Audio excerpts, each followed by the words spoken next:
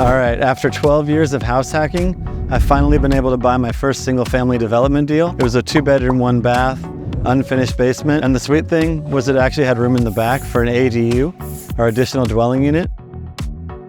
We're gonna take you through how I found the deal, how we financed it, some of the value add improvements that we're making along the way. And then at the end, we'll give you an inside look at the ADU development in the backyard and show you what people in Seattle and high density cities around the country are doing to add value, force appreciation, and make good money. All right.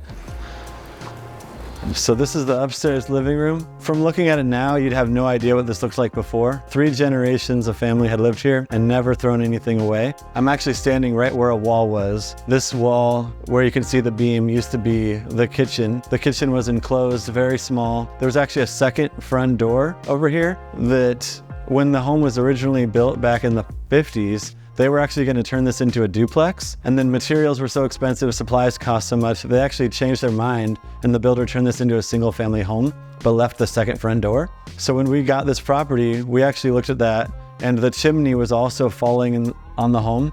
Since this is a brick home, it's not as easy to just close that front door and use a new brick. So we actually used the brick from the old chimney, took that down so it didn't fall on the house, reclosed it up, and then used that brick to actually close this front door. That way we were able to create like an L kitchen here and then create this open concept that you can see now. We've also used the original hardwood floors and just refinished them with the dark stain to hide a lot of the impurities that were developed over time. But having that nice custom look, but also retaining a lot of the genuine and original features was really important to us and the prior owner.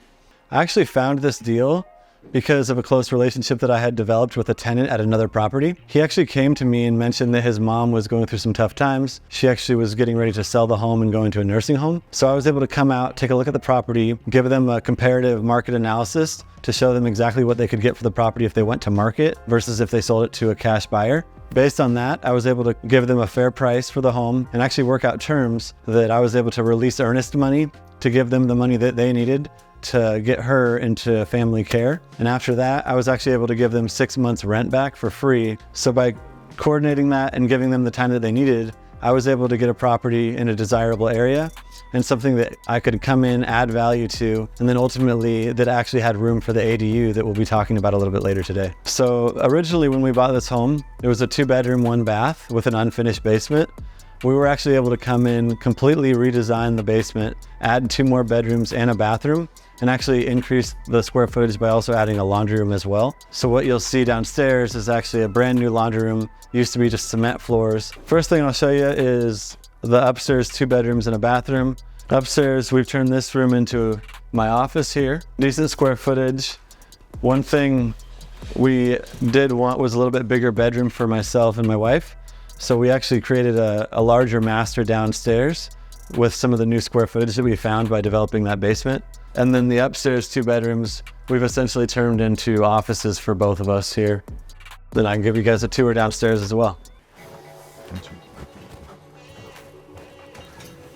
All right, so when we bought this property, again, this was floor to ceiling.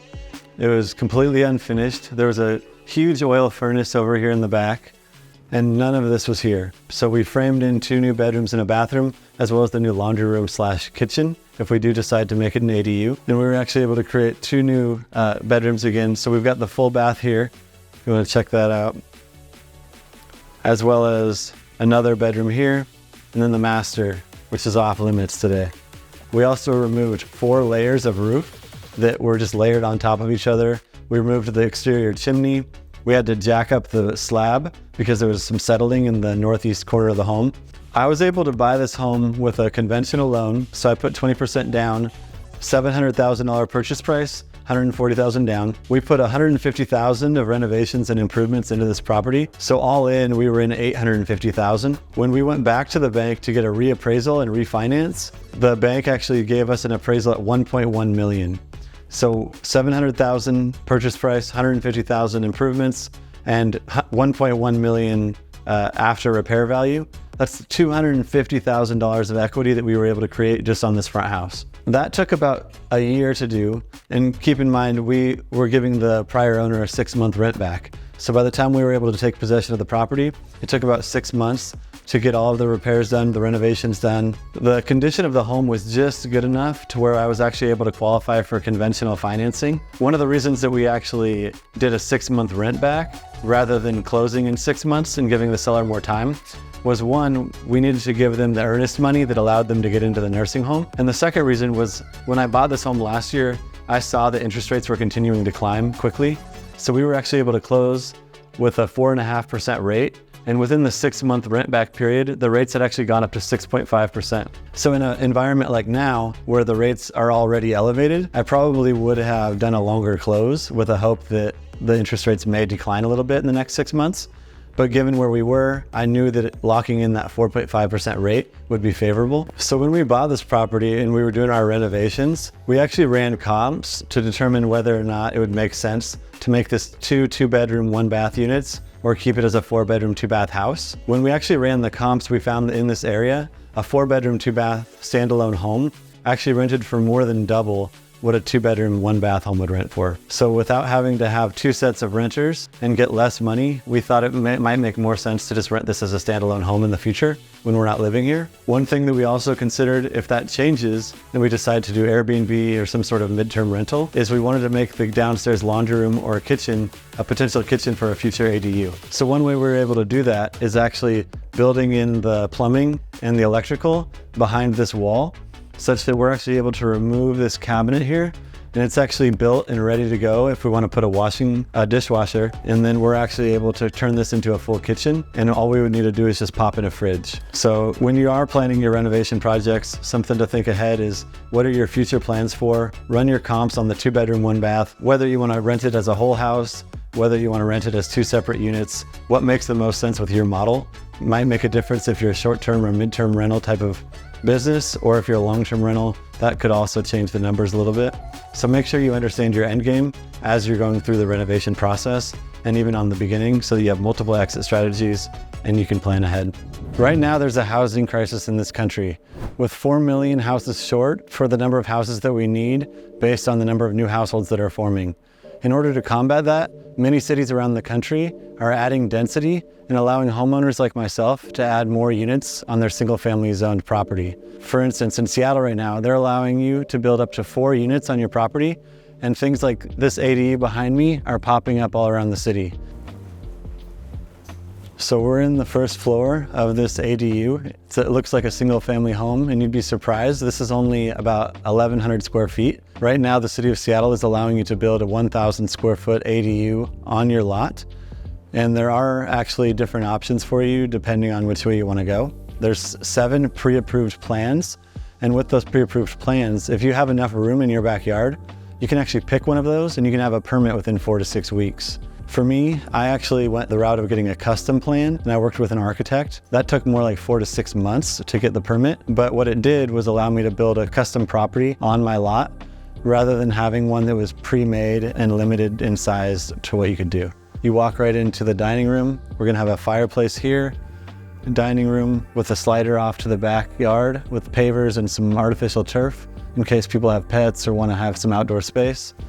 Over here, you're gonna have a large kitchen as well. When you look at this floor plan, it's about 21 feet wide. That's interesting because when you look at this ADU compared to most of the townhomes that you see in the city, most of those are in between 17 and 18 feet wide. So this one does sit a little bit wider and feel a little bit bigger for living space, which is really important for not only renters or buyers, but it really helps bump up that value when you're all done with your project. Another big thing that you want to look out for is having that first floor bathroom. So this is going to be a 3/4 shower, pretty decent sized bathroom right off the first floor, so that nobody has to go upstairs to the living space and the bedrooms. Let's go upstairs. We've got 2 large bedrooms up here. We've got a full bath. Stackable washer and dryer unit will be right here. And then we actually added some extra square footage here for a small office nook. All right, so when you're looking for these types of opportunities, ideally you're gonna be looking for a fixer-upper home. This sits on one side of the lot with a large backyard on an alley or on a corner. When you're looking at ADU plays and how much they're going to cost you to build, I would use a ballpark of about $350 a square foot. On 1,000 square feet of construction, that's going to cost you in the range of $350,000 to $400,000 to build that ADU. Cost of these ADUs when people are buying them on the open market is anywhere from $700,000 to $800,000. For this one, the best estimate right now based on comps today is $750,000. So that's another $400,000 of equity that I will build on the back. So on this one play, this is going to be about $650,000 of equity for me and my family, and that's going to continue to double every 10 years if what has happened in the last 100 years in Seattle continues to stay the same.